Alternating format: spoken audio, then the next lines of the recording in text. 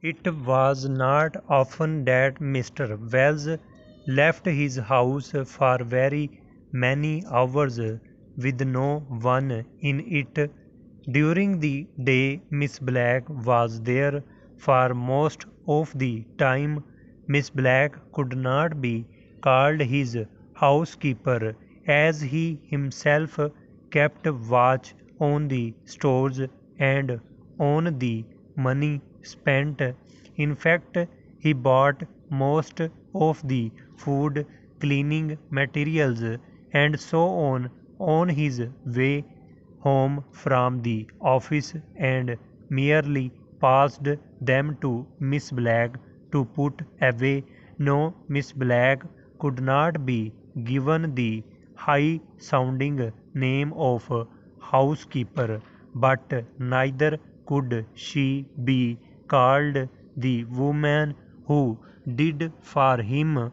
She fell somewhere between these two high and low points. She was a daily help of the most valuable kind, and she looked after the house of Mr. Wells with as much care as she would have looked after her own had she had one of her own, but she had no house of her own, and in the evening she went off, and even Mr. Wells did not know where she went or what she did during the day. Therefore, his house was in good hands. In the evening, there was himself and there was his brother. Generally, they were both at home, for neither of them was much given to going out. They did not like parties and they did not like the pictures. They did not care to pay high prices to see plays which, in their opinion, were generally not worth the money that had to be spent in getting up to town and paying for a reasonable place. Neither of the men had married and neither had a regular girlfriend. Their evenings were therefore generally spent in the house, and it was the house that they both loved more than any other thing in the world. It was certainly a lovely little house, far enough away from the city to be almost in the country. It was peaceful and there were good views from the windows. From the outside, it looked in most ways much like the home of anyone with a reasonably well paid position in the city. Few people ever stepped inside, but those who did were greatly surprised, for certainly the inside of the house was not in any way like the common run of houses.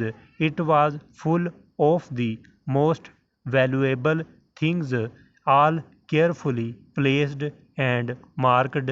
What had been two living rooms had been made into one very large room in the form of the letter L. The room was white and as clean as if it had been in the hands of the painter that very day.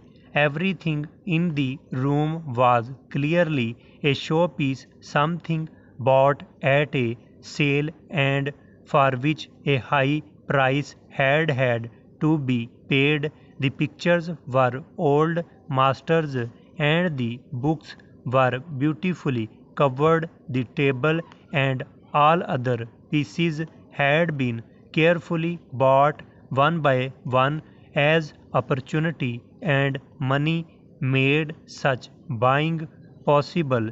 It was such a room as one might expect to find in one of the great houses built in a past age, but no one could possibly expect to see anything of the kind in such a place. The room was priceless, for many of the objects could not be found for a second time, and so the brothers spent their evenings and weekends among their much loved objects of art and tried to make still more perfect that which was already perfection. It was not often, as we have said, that Mr. Wells left his house with neither his brother nor Miss Black in it, but on that night he had done so. Work had kept him late in the city, and his brother had not been well and had gone away to have a small but necessary operation. Miss Black had left at 5:30 as usual. Mr. Wells read his paper while waiting for the 8:45 train home, but the train was late in starting as there was some mist in places along the line, and it stopped several times before reaching his action. He got out and walked towards his home. The mist in the air seemed to have a red touch, he thought, as he walked on. Then he had a feeling of fear, of cold fear, for without doubt something was on fire, something was burning. He broke into a run, and then he stopped. After all, it was not his house that was on fire, his own most beautiful and loved house. It was the house immediately behind his. But at the moment of his fear, he saw his life clearly. For the first time, he saw that he had spent his years loving cold and lifeless objects.